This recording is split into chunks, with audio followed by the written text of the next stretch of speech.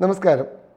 പല ആൾക്കാരും ചോദിക്കുന്നതാണ്, ഹൃദ്രോഗം എന്നുള്ളത് പ്രായമുള്ളവരുടെ രോഗമല്ലേ, കുഞ്ഞുങ്ങൾക്കും ചെറുപ്പക്കാർക്കും എന്തിനാണ് കാർഡിയോളജിസ്റ്റിൻ്റെ ആവശ്യമെന്നുള്ളത്. ഇത് പല ആൾക്കാരുടെയും മാറാത്തൊരു സംശയമായതുകൊണ്ട് 2-3 കാര്യങ്ങൾ ഞാൻ പറഞ്ഞുകൊള്ളട്ടെ. ഹൃദയം എന്നുള്ളത് നമ്മളുടെ അമ്മയുടെ വയറ്റിൽ കിടക്കുന്ന സമയത്ത് തന്നെ ഉരുത്തിരിഞ്ഞിരുന്ന ഒരു അവയവമായതുകൊണ്ടും മരിക്കുന്ന അന്ന് വരെയും നിർത്താതെ ഇടിക്കുന്ന ഒരു അവയവമായതുകൊണ്ടും അതിന് രോഗം ഗർഭസ്ഥാവസ്ഥയിൽ മുതൽ മരിക്കുന്ന അന്ന് വരെ എപ്പോഴും ഉണ്ടാകാം. എന്നാൽ എല്ലാവർക്കും ഉണ്ടാകുന്ന രോഗം ഒരേ തരമാകണമെന്നില്ല. അതാണ് ശിശുക്കൾക്കുണ്ടാകുന്ന ഹൃദ്രോഗം, ചെറുപ്പക്കാർക്കുണ്ടാകുന്ന ഹൃദ്രോഗം, പ്രായമുള്ളവർക്കുണ്ടാകുന്ന ഹൃദ്രോഗം എല്ലാം പല തരവും പല രൂപത്തിലുള്ളതും പല ചികിത്സകൾ വേണ്ടതുമായിരിക്കും. കുഞ്ഞുങ്ങളുടെ കാര്യം ആദ്യം ഞാൻ പറഞ്ഞോട്ടെ. കുഞ്ഞുങ്ങളുടെ ഹൃദയത്തിന് പ്രധാനമായിട്ട് ഹാർട്ട് അറ്റാക്ക് അല്ല നമ്മൾ പ്രതീക്ഷിക്കുന്നത്, മറിച്ച് ജന്മനാ ഉണ്ടാകാവുന്ന ഹൃദയ വൈകല്യങ്ങൾ. അതായത് ഹൃദയം നമുക്കറിയാം 4 അറകളുള്ള ഒരു പമ്പാണെങ്കിൽ അശുദ്ധ രക്തം വരുവാൻ ഒരു ട്യൂബ് വന്ന് ഹൃദയത്തിന് വലതേ അറകളിൽ വരികയും അത് വാൽവിൽ കൂടി ഒരു ചേംബറിലേക്ക് മാത്രം പോയി വലതുവശത്തെ പമ്പിൽ വന്ന് അവിടെ നിന്ന് ശ്വാസകോശത്തിൽ വന്ന് ശുദ്ധീകരിക്കപ്പെട്ട് തിരിച്ച് ഇടതുവശത്തെ അറയിൽ വന്ന് അതിൽ നിന്ന് ഇടതുവശത്തെ പ്രധാന പമ്പിൽ നിന്ന് പുറത്തേക്ക് പോകുന്ന ഒരു 4 അറകൾ ഒരേ ഡയറക്ഷനിൽ മാത്രം രക്തം ഒഴുകുന്ന വാൽവുകളാൽ നിയന്ത്രിതമായിരിക്കുന്ന ഒരു 4 മുറിയാണ്.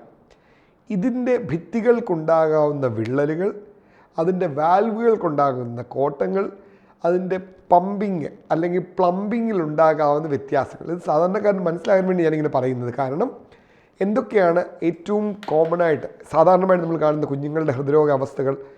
ASD, അതായത് ഹൃദയത്തിൻ്റെ മുകളിലത്തെ 2 അറകൾ തമ്മിലുള്ള ഭിത്തിക്കുണ്ടാകുന്ന സുഷിരങ്ങൾ, വിള്ളലുകൾ. VSD, താഴത്തെ ലെഫ്റ്റും റൈറ്റും വെൻട്രിക്കിൾസ്, പ്രധാനപ്പെട്ട 2 പമ്പുകൾ തമ്മിലുള്ള ഭിത്തിക്കുള്ള ഒരു വിള്ളൽ. ഇങ്ങനെയുള്ള വിള്ളലുകൾ ASD. പിന്നെ PDA, കാരണം നമ്മൾ അമ്മയുടെ വയറ്റിലിരിക്കുമ്പോൾ അശുദ്ധ രക്തവും ശുദ്ധരക്തവും തമ്മിൽ കലർന്നാണ് നമ്മുടെ ശരീരത്തിലെ രക്തചംക്രമണം നടക്കുന്നതെങ്കിൽ അമ്മയുടെ രക്തം നമ്മുടെ പൊക്കിൾക്കൊടിയിൽ കൂടി ഹൃദയത്തിലേക്ക് വരികയും ബാക്കി ശ്വാസകോശം വയറ്റിൽ കിടക്കുന്ന കുഞ്ഞിനില്ല, അത് പ്രവർത്തിക്കുന്നില്ല. അതുകൊണ്ട് കുട്ടിയുടെ ശരീരത്തിൽ നിന്ന് രക്തവും അമ്മയുടെ രക്തവും കൂടെ തമ്മിൽ കലരുവാനും അത് തന്നെ പിന്നെയും മറ്റവയവങ്ങളിലേക്ക് പോകുവാനും വേണ്ടി 2 കണക്ഷൻസ് ഉണ്ട് ഹൃദയത്തിനകത്ത്. ഒന്ന് ഹൃദയത്തിൻ്റെ ഭിത്തികൾ തമ്മിലുള്ള, മുകളിലത്തെ ഭിത്തികൾ തമ്മിലുള്ള ഒരു വിള്ളൽ, PFO. 2 ഒരു പേറ്റന്റ് ഡക്ടസ് ആർട്ടീരിയോസസ്, അതായത് നമ്മളുടെ പ്രധാനപ്പെട്ട 2 രക്തക്കുഴലുകൾ തമ്മിലുള്ള ഒരു കണക്ഷൻ. ഇത് രണ്ടും കുഞ്ഞിൻ്റെ ആദ്യത്തെ കരച്ചിലിന് അടയുന്നതാണ് സാധാരണയായി കാണുന്ന സംഭവവും നമുക്കെല്ലാം സംഭവിക്കുന്നത്. എന്നാൽ എപ്പോൾ ഈ 2 സുഷിരങ്ങൾ അടയാതിരിക്കുന്നുവോ അത് ജന്മനാ ഉള്ള ഹൃദയരോഗത്തിൻ്റെ ഒരു കാരണമാകാം. പക്ഷേ 90% കുഞ്ഞുങ്ങൾക്കും ഇത് 1 വയസ്സ് അല്ലെ 2 വയസ്സ് അല്ലെ 5 വയസ്സ് അല്ലെ 10 വയസ്സാകുമ്പോഴേക്കും ഇതെല്ലാം അടഞ്ഞടഞ്ഞു വരുന്ന കണ്ടീഷൻ ഉണ്ടാകാം. എന്നാൽ അടയാതെ ഇരിക്കുന്ന കണ്ടീഷൻ, ഇതാണ് നമ്മൾ ഡോക്ടേഴ്സ്, കാർഡിയോളജിസ്റ്റിനോ അല്ലെ പീഡിയാട്രിക് കാർഡിയോളജിസ്റ്റിനോ ഉള്ള ആദ്യത്തെ ഒരു ചികിത്സയുടെ ഘടന.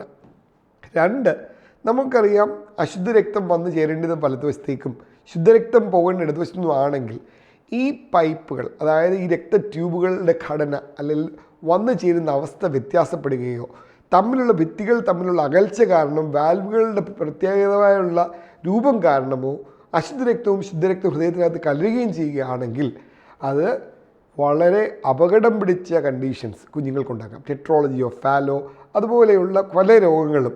അതായത് ഹൃദ്രോഗം വന്ന് ഹൃദയത്തിന് അകത്ത് തന്നെ ഇൻട്രാ കാർഡിയാക് റിപ്പയർ, ഹൃദയത്തിൻ്റെ ഭിത്തിക്കും മസിലുകൾക്കും വാൽവുകൾക്കും തന്നെ സർജറി ചെയ്യുകയും വേറെ ട്യൂബുകളും കണക്ഷനുകളും വെക്കേണ്ട അവസ്ഥ വരെയുള്ള രോഗങ്ങൾ കുഞ്ഞുങ്ങൾക്ക് ഉണ്ടാകുന്നുണ്ട്.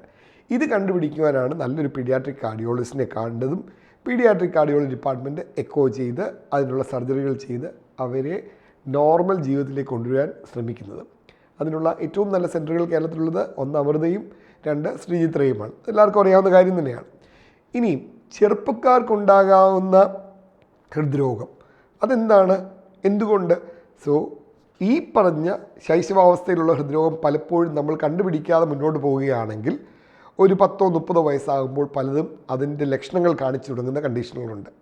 ASD, അതിൻ്റെ അശുദ്ധ രക്തവും ശുദ്ധരക്തവും തിരിച്ച് കലരുമ്പോൾ ശുദ്ധരക്തത്തിലേക്ക് കലരുന്ന അവസ്ഥ വരുന്നത് ചിലപ്പം 30 വയസ്സാകുമ്പോഴായിരിക്കും. അങ്ങനെയുള്ളപ്പോൾ ശ്വാസകോശത്തിൻ്റെ പ്രഷർ കൂടുന്ന അവസ്ഥയിൽ അതൊന്ന്. ഇതിനേക്കാളിലൊക്കെ കൂടുതലായിട്ടുള്ള ഇന്നത്തെ നമ്മുടെ യുവതലമുറയ്ക്കുള്ള ഏറ്റവും വലിയ പ്രശ്നം അവരുടെ വ്യായാമമില്ലായ്മയും അതുകൊണ്ട് തന്നെയുള്ള പ്രായമുള്ളവർക്കുണ്ടാകുന്ന ഹൃദ്രോഗവുമാണ്. നമ്മൾ പലപ്പോഴും കാണുന്നുണ്ട് ചെറുപ്പക്കാരെ ജിമ്മിൽ പോകുമ്പോഴും നീന്തുമ്പോഴും ഡാൻസ് ചെയ്യുമ്പോഴും പാർട്ടിയിലുമൊക്കെ ഹൃദ്രോഗം വന്ന് മരിക്കുന്നത്.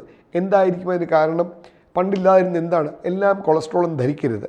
കാരണം നമുക്കറിയാം ശൈശവാവസ്ഥയിലും ചെറുപ്രായത്തിലുമുള്ള വ്യായാമമില്ലായ്മയാണ് കുട്ടികൾക്ക് പ്രായമാകുമ്പോൾ ഡയബറ്റിസ്, അതായത് പ്രമേഹം വരാനുള്ള ഏറ്റവും പ്രധാനപ്പെട്ട കാരണം. ഇന്ന് നമ്മളെല്ലാം കൗച്ച് പൊട്ടറ്റോ എന്ന് പറയുന്നത് പോലെ ഒരു കസേരയിൽ ഇരുന്ന് മൊബൈൽ കളിക്കുകയും കമ്പ്യൂട്ടർ കളിക്കുകയും ചെയ്യുന്ന കുഞ്ഞുങ്ങളാണ് കൂടുതലും കാണുന്നത്. അതുപോലെ ചിട്ടയായിട്ടുള്ള വ്യായാമം ചെയ്യാതെ ഒരു പ്രായത്തിൽ പെട്ടെന്ന് ജിമ്മിൽ പോകണമെന്ന് പറയുകയും അമിതമായുള്ള പെട്ടെന്നുള്ള വെയിറ്റ് എടുത്ത് പൊക്കുകയും ചെയ്ത് ഹൃദയത്തിൻ്റെ രക്തക്കൊള്ളുകളിൽ തന്നെ പെട്ടെന്ന് ക്ഷതം സംഭവിക്കുന്ന ഒരു കണ്ടീഷൻ വരാം. സോ നമുക്ക് ചെയ്യാവുന്നത് എന്തൊക്കെയാണ്? നമ്മുടെ യുവതലമുറയ്ക്ക് കൊടുക്കാവുന്ന ഉപദേശവും മാർഗ്ഗനിർദ്ദേശവും എന്താണ്? കുഞ്ഞുങ്ങളെ ചെറിയ പ്രായത്തിൽ മുതലേ ഗ്രേഡഡ് ആയിട്ട് ചെറിയ ചെറിയ രീതിയിലുള്ള വ്യായാമത്തിൽ നിർബന്ധമായിട്ടും പങ്കെടുപ്പിക്കുക. സ്കൂളിലെ എക്സസൈസ് ആണെങ്കിലും അതല്ല മറ്റ് പരിശീലനങ്ങളാണെങ്കിലും സ്വിമ്മിങ് ആകാം, കരാട്ടെ ആകാം, ടെന്നീസ് ആകാം, ഫുട്ബോൾ ആകാം, എന്തും ആയിക്കോട്ടെ അവർ വ്യായാമം ചെയ്യുന്നത് അത് നല്ലൊരു പരിശോധന കൂടിയാണ്. കാരണം ഒരു കുഞ്ഞ് അവൻ്റെ കൂടെ പഠിക്കുന്ന കുട്ടികളുടെ കൂടെ ഓടുമ്പോഴത്തേക്ക് അണയ്ക്കുന്നു, കിതയ്ക്കുന്നു, അല്ലെ ശ്വാസം മുട്ടൽ വരുന്നു, നീല നിറമാകുന്നു, ഇതൊക്കെ വന്നു കഴിഞ്ഞാൽ ഉടനെ ഒരു കാർഡിയോളജിസ്റ്റിനെ കാണിക്കാൻ നമുക്കിപ്പോൾ സൗകര്യമുണ്ട്. ഞങ്ങളുടെയൊക്കെ ചെറുപ്പത്തിലാണെങ്കിൽ ഒരു കാർഡിയോളജിസ്റ്റിനെ കാണെങ്കിൽ ഒരു ഡിസ്ട്രിക്റ്റ്, ഒരു ജില്ലയിൽ ഒരാൾ മാത്രമേ കാണുകയുള്ളൂ. ഇപ്പം അങ്ങനെയല്ല, എല്ലാ ഗ്രാമപ്രദേശങ്ങളിൽ പോലും കാർഡിയോളജിസ്റ്റ് സേവനമുണ്ട്. ഒരു എക്കോ എടുത്ത് നോക്കിയാൽ തന്നെ പലതും കണ്ടുപിടിക്കാം. എന്നിട്ട് ചെറുപ്പക്കാർക്ക് പുകവലി, ലഹരികൾ, മദ്യം ഇത് ഒഴിവാക്കേണ്ട കാലം അതിക്രമിച്ചു. കാരണം നമുക്കറിയാം പല ആൾക്കാരും, ഞാൻ ഒരു കൺഫ്യൂഷൻ ഉണ്ടാക്കുന്ന രീതിയല്ല പറയുന്നത്, നമ്മുടെ പ്രിയപ്പെട്ട നടന്മാരൊക്കെ പെട്ടെന്ന് അകാരണമായി മരിക്കുമ്പോൾ എല്ലാം അവർ പുകവലിച്ചുകൊണ്ട് കഞ്ചാവ് അടിച്ചുകൊണ്ട് എന്നൊരു ധാരണയും റൂമറും വരുന്നുണ്ടെങ്കിൽ തെറ്റാണ്. അത് മാത്രമല്ല നമ്മുടെ ഭക്ഷണത്തിൻ്റെ ഘടന ശരിയല്ലാതിരിക്കുന്നതും പ്രായോഗികമല്ലാത്ത ചില വ്യായാമങ്ങൾ പെട്ടെന്ന് ചെയ്യുന്നതും എല്ലാം ഹൃദ്രോഗവും ഹൃദയസ്തംഭനവും വരുവാനുള്ള കാരണങ്ങളാണ്. അതുകൊണ്ട് ചെറുപ്പക്കാരായ കുഞ്ഞുങ്ങൾ കാലക്രമേണ ചെയ്യേണ്ട വ്യായാമം ചെയ്യുകയും പുകവലിയും മദ്യപാനവും ഒഴിവാക്കുകയും ഇപ്പോഴത്തെ ഈ ഫാസ്റ്റ് ഫുഡ് കൾച്ചർ അല്പം കുറയ്ക്കും. രുചിയുള്ളതുകൊണ്ട് എല്ലാവരും കഴിക്കുന്നതാണത്, അത് നിർത്താൻ ഞാൻ പറയുകയില്ല. പക്ഷേ അതിൻ്റെ ഉപയോഗം പരിമിതപ്പെടുത്തുകയും ചെയ്യുകയും ചിട്ടയായിട്ടുള്ള ജീവിതചര്യകൾ മുന്നോട്ട് പോവുകയും ചെയ്യുകയാണെങ്കിൽ ഇപ്പോൾ കാണുന്ന ഈ ചെറുപ്പക്കാരിലുള്ള ഈ ഹൃദ്രോഗവും ഹൃദയ സംബന്ധമായ പ്രശ്നങ്ങളും വളരെയധികം കൺട്രോൾ ചെയ്യാൻ നമുക്ക് തന്നെ സാധിക്കും. അതായിരിക്കണം നമ്മളുടെ ഡോക്ടർമാരുടെയും ആരോഗ്യ പ്രവർത്തകരുടെയും പ്രധാനപ്പെട്ട ഉദ്ദേശം. അത് നമുക്ക് ഒന്നിച്ച് പങ്കെടുക്കാം. നമസ്കാരം.